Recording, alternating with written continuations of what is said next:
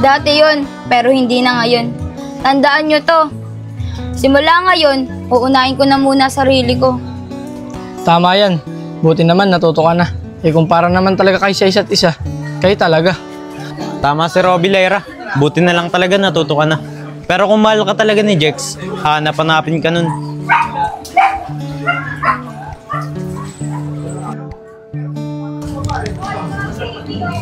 Mahal! Hi, mahal! Namiss mo ba ako? Oo naman, namiss kita. Kung pwede lang sana dalhin yung motor ko. Dinala ko na. Kaso, wala akong lisensya. Konsensya lang meron ako. Si Jex lang kasi ang may lisensya. Kaya siya yung palagi nagdadrive para sa akin. Dahil pala, sinama ko siya dito. Guwisi ka nga, Lyra! Ano ka ba? Kaya ka nga nagpunta dito eh. Kasi nagtatampo ka. Kainis naman. Apo, mabuti naman at napasyalan mo ako. La, sorry kung ngayon lang po ako. Medyo busy po ako sa school eh.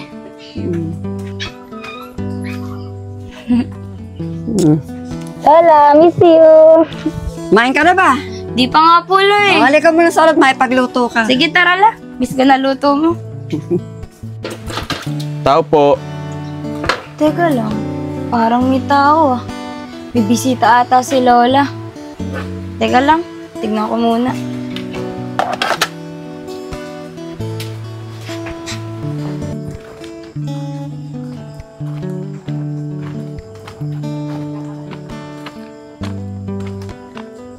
Jex! Anong ginagawa mo dito? Sinundan mo ba ako? Well, nandito nga ako, di ba? Alang naman pumunta ako dito eh.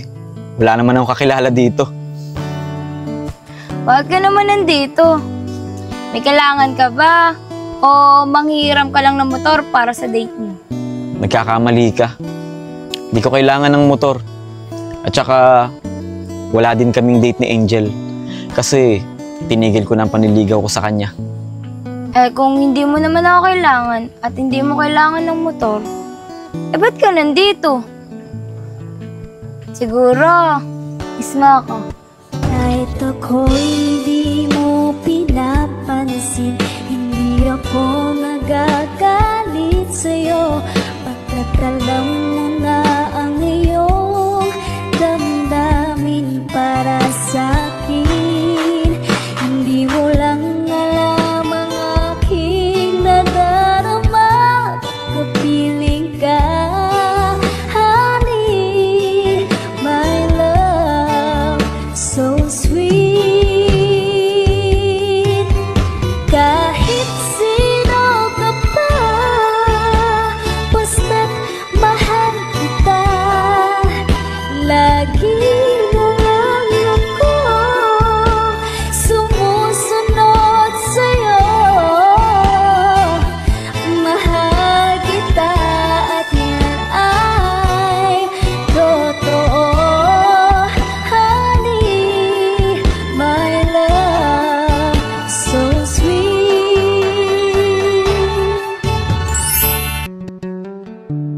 Ano tol? Di pa ba tayo uwi? Mamaya na tol, pahinga muna tayo. Kakaut lang natin eh. Naitabi mo ba na maayos yung mga gamit natin? Baka mamaya mawala yun. Pagalitan pa tayo ni Foreman. Oo naman tol. Tinabi ko lahat. Kaso yung isang pala di ko makita eh. Paanan dun sa kabila. Sabihin mo muna kay Foreman yan bago tayo umuwi. Baka kasi mamaya kaltas na naman sa sahod natin yan. Sasabihin ko talaga. Kasi yung mga nawawalang tanso sa akin kinakaltas eh. Mukha ba ako magtatanso? Uy, Sky Ruby, out na ba kayo? Oo Lyra eh. Kakaut lang namin. Anong ginagawa mo dito? Susunduin ko sana si Jex. Andyan ba siya? Wala na. Pagka-out namin, umuwi na agad. Nagmamadali nga eh. Mukhang may pupuntahan. Oo nga pala Lyra, ba't ka andito? Akala ko umuwi ka na ng probinsya. Oo, kahapon nasa probinsya ako. Wala pa nga sana akong balak umuwi. Kaso, may sumundo sa akin. Sino naman yun? Ay tol, mukhang kilala ko na yan. Yung nagtanong sa atin nakakaraang gabi. Jex pa pangalan nun? Siyempre, sino pa ba? Eh siya lang naman ang susundo sa akin eh.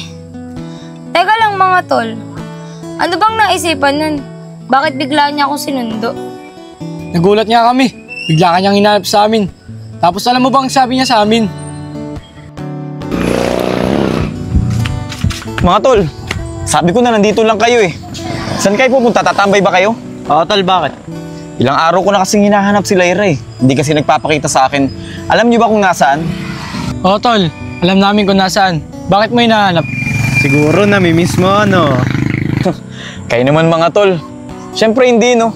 Tol, magpakatotoo ka naman sa sarili mo. Kung hindi mo namimiss, edi wag mo na hanapin yung tao. Tol, kahit ako, naguguluhan ako sa sarili ko eh.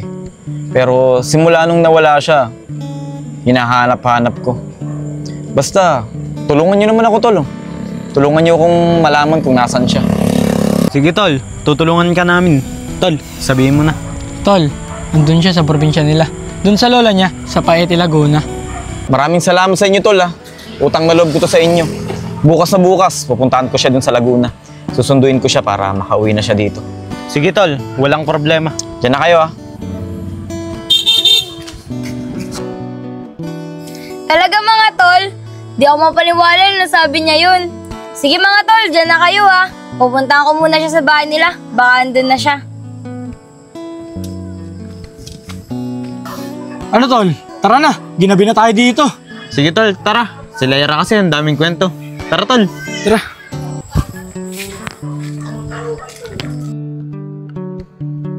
Sisi, ba't di ka sa amin sumama nung nakakaraang araw? Nagsimba kami nila Angel. Nag-date kami ng boyfriend kong si Roby, kaya hindi ako nakasama. Buti tanggap mo yung boyfriend mo kahit mahirap lang siya. Eh di ba niloko ka niya? Sabi niya engineer siya, pero helper lang pala. Oo naman, tanggap ko yun. Nung una pa lang naman, nahalata ko yun eh. Nung unang nag-date kami, nakita ko yung tsinelas niya. May pako sa ilalim. Ano? May pa ako sa ilalim ng tsinelas? So cute naman. Ano pa, Sisi? Magkwento ka pa. Ito pa, Sisi. Di ba yung sa mga tsinelas may brand na Crocs? Yung kanya, Crocs. Ha? Crocky? What is that? Hindi ko din alam eh. At ito pa, yung sapatos niya, alam mo kung ano yung nakalagay? Nike. Di ba dapat Nike yun? Oo nga no, parang may mali. Baka naman Sisi, mas mahal pa yun sa Nike. Hindi ko din alam eh. Ito pa, yung brief niya, bench yung nakalagay. Di ba dapat bench yun? Ikaw Sisi ha, pati brand ng brief niya, alam mo. Siguro may nangyayari na sa inyo. Ano ka ba, Sisi? Nakita ko lang sa sampayan nilang alambre. Tsaka hindi pa ako papayag nun, no? Gusto ko muna, kasal. Sa bagay, tama ka. Buti pa siya, tanggap mo. Eh yung kaibigan nating si Angel, laging mayaman ang target. Sisi, madaling maghanap ng mayaman. Pero mahirap maghanap ng totoong magmamahal sa'yo. True ka dyan, Sisi. Ganon din yung pananaw ko sa buhay. Bonus na lang kung mayaman. Sisi, kaya siguro tayong dalawa yung magkasundo sa grupo. Kasi pareho tayo ng mga gusto. Mayaman naman kami, kaya di ko kailangan ng mayaman na lalaki. Hindi tulad ni Angel, nagpipiling na mayaman kahit wala namang pera. True ka dyan, Sisi. Gusto mo tayong dalawa na lang yung gumimik. Sure, why not? Let's go, Sisi.